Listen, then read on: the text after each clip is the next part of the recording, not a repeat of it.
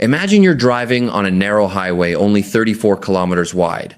On one side is a sheer cliff, on the other, a deep abyss. Suddenly, the driver ahead slams on the brakes. The entire line of cars behind is forced to stop. That is exactly what is happening in the Strait of Hormuz right now on the 18th of April, 2026. Iran has just tightened its control over the strait only hours after briefly reopening it as a gesture of goodwill. The world is holding its breath. Western media once again jumps in with the familiar narrative. Iran is the troublemaker, the United States the hero defending freedom of navigation. But if you pause for a moment and look closely, you'll see a completely different picture. This is not ordinary news. This is the clearest moment yet, revealing the exhaustion of U.S. strategy in the Gulf.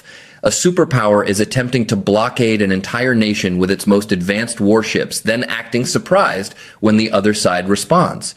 Now imagine this scene. U.S. Arleigh Burke-class destroyer quietly cutting across shipping lanes, blocking every cargo vessel attempting to approach Iran's coastline. This is not a routine sanction. This is a full-fledged naval blockade using the Aegis combat system and guided missiles to inspect, intercept, and turn back every ship. Under international law, this constitutes an act of war. Yet Western media continues to frame Iran as the aggressor. Iran temporarily reopened the Strait of Hormuz as a gesture of goodwill, hoping for de-escalation from Washington. But the United States did not move. The blockade remained intact. Economic pressure continued to tighten, and Iran's oil revenues, the lifeline of nearly 90 million people, remained constrained. When Iran saw its gesture go unanswered, it responded the way any encircled nation might, by reasserting control over waters adjacent to its own territory.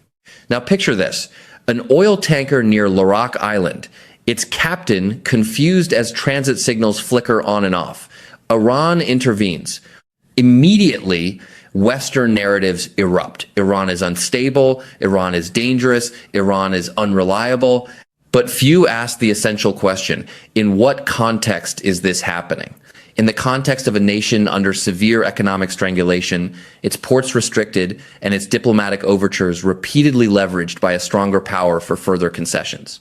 This is not the behavior of an irrational actor. It is the response of a state pushed into a corner. Meanwhile, the United States continues to present itself as the defender of freedom of navigation. But in this context, that phrase increasingly resembles the freedom to control global oil flows and to pressure Asian economies into alignment. If this pattern feels familiar, it should. Pressure, then negotiation demands, then more pressure if compliance is not achieved.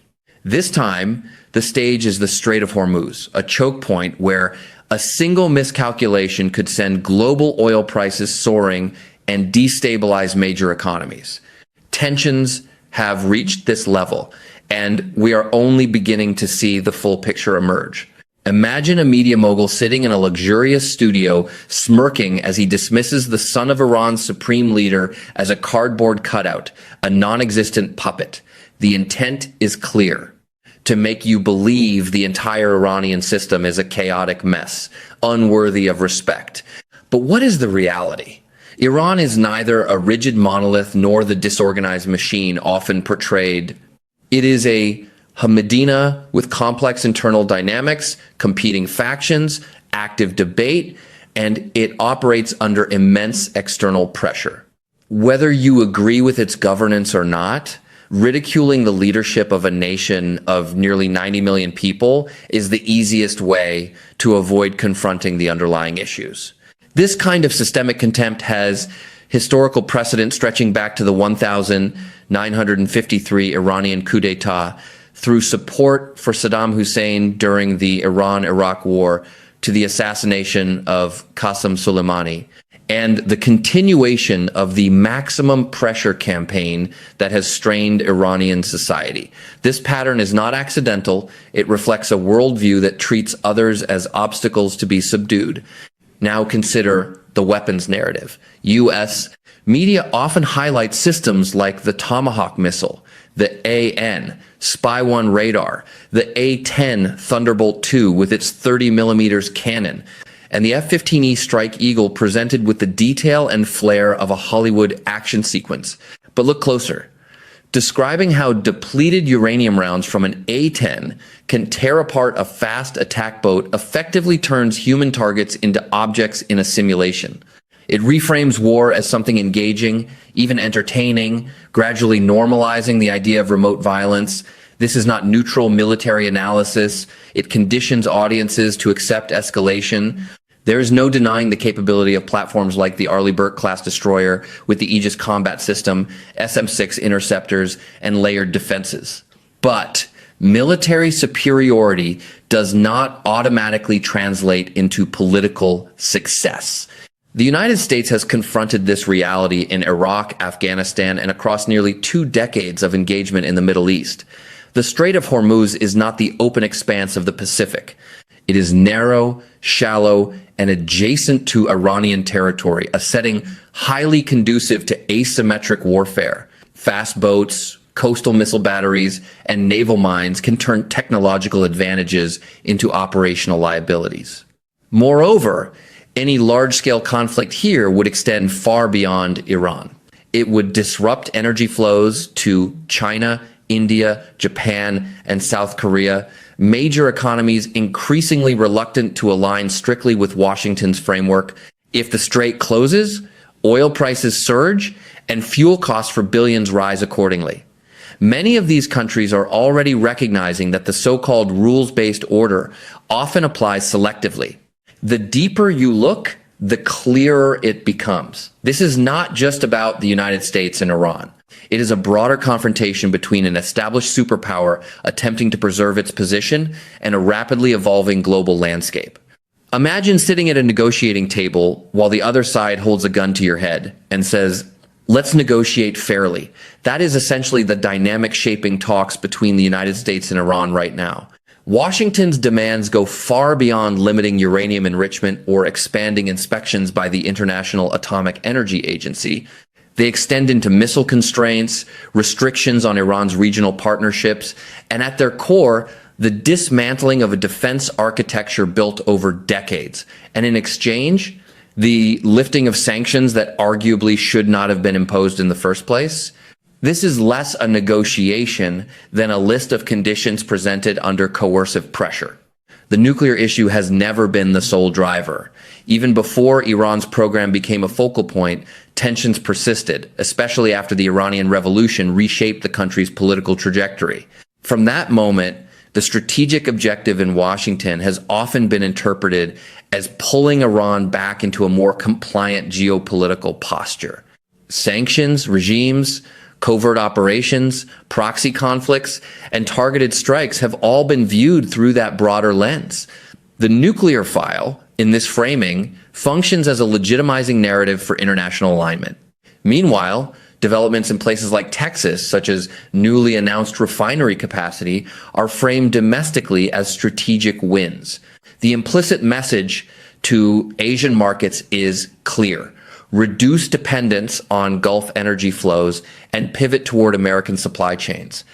This is not purely about security. It is also about restructuring global energy trade in ways that align with U.S. economic interests. China, notably, has maintained a measured silence.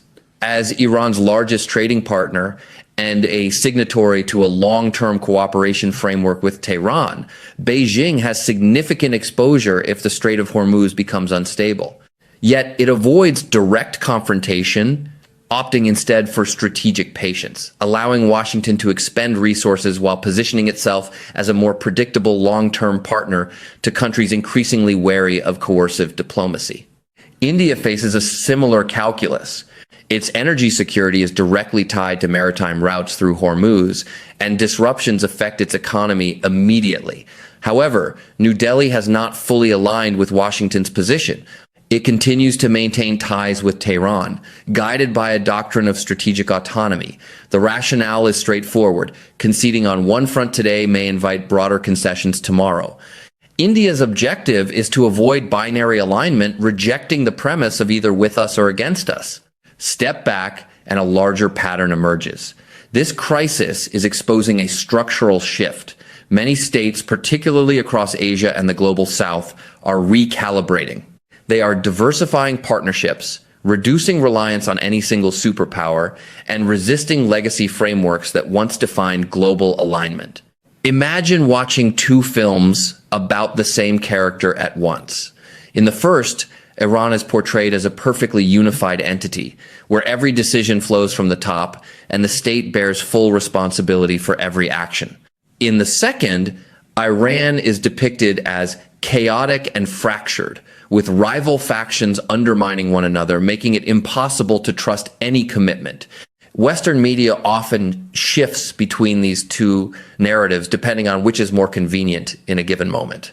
The reality is far more complex. Iran's political system involves genuine debate, real factional competition, and operates under intense external pressure.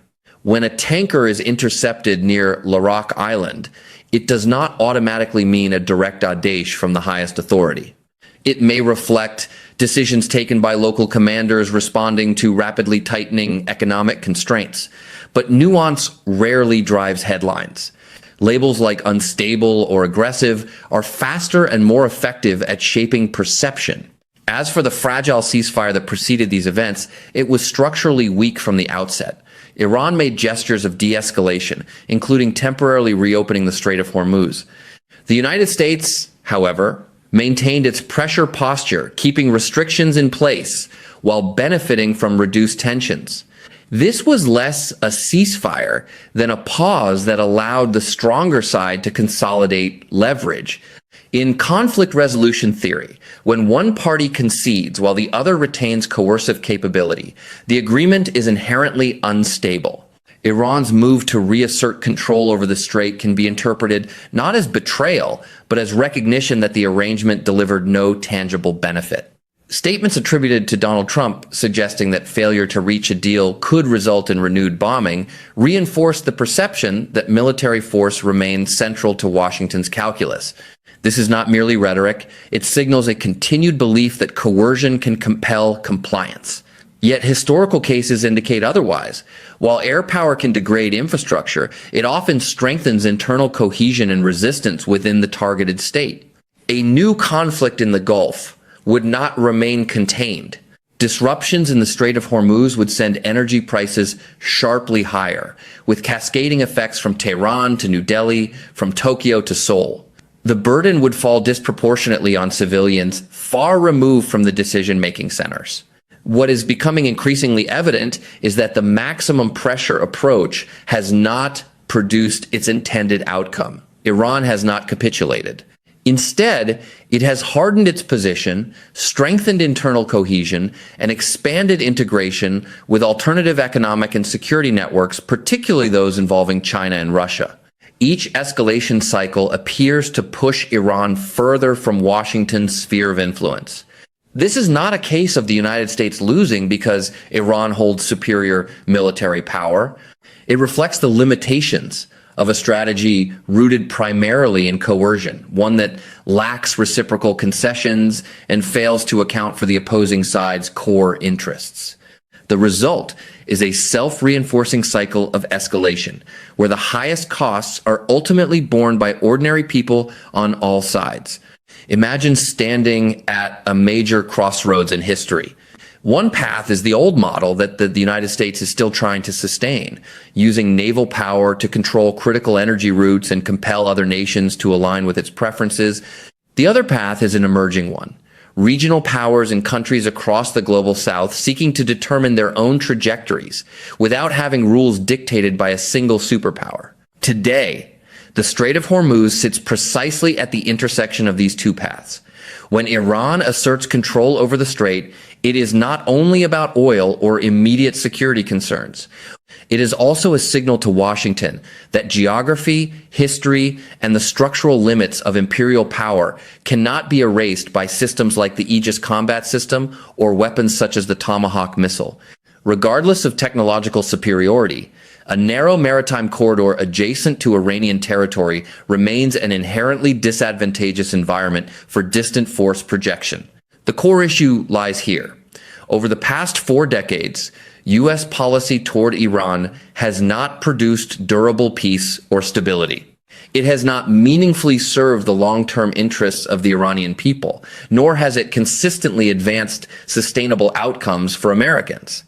Instead, it has generated a recurring cycle: sanctions, escalation, performative negotiations, followed by renewed sanctions. The cumulative burden of this cycle falls most heavily on ordinary civilians on both sides. There is still a pathway out of the crisis, though it is politically uncomfortable for Washington. It would require acknowledging that Iran, like any sovereign state, possesses legitimate security interests that must be treated seriously rather than suppressed or externally managed. It would also require reconsidering coercive measures that lack broad international legal consensus. Most critically, it would demand a genuine negotiation framework, one based on reciprocal concessions, rather than unilateral demands enforced under threat.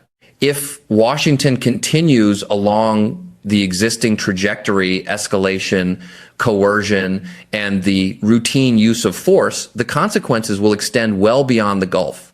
The international system is observing closely, and an increasing number of states are no longer willing to acquiesce to an order where rules are applied selectively. China, India, and others are recalibrating their positions and quietly constructing alternative frameworks. At this point, the Strait of Hormuz is no longer just a maritime passage. It has become a mirror, reflecting the erosion of an older model and the gradual emergence of a more multipolar world. What unfolds there in the coming days may indicate whether Washington is prepared to adapt to this reality, or whether it will continue down a path that leads to increasingly costly outcomes for all parties involved. The situation is still evolving. As an observer, maintaining analytical clarity is essential. The future of global energy flows, regional stability, and even the broader international order is being shaped in this narrow corridor just 34 kilometers wide.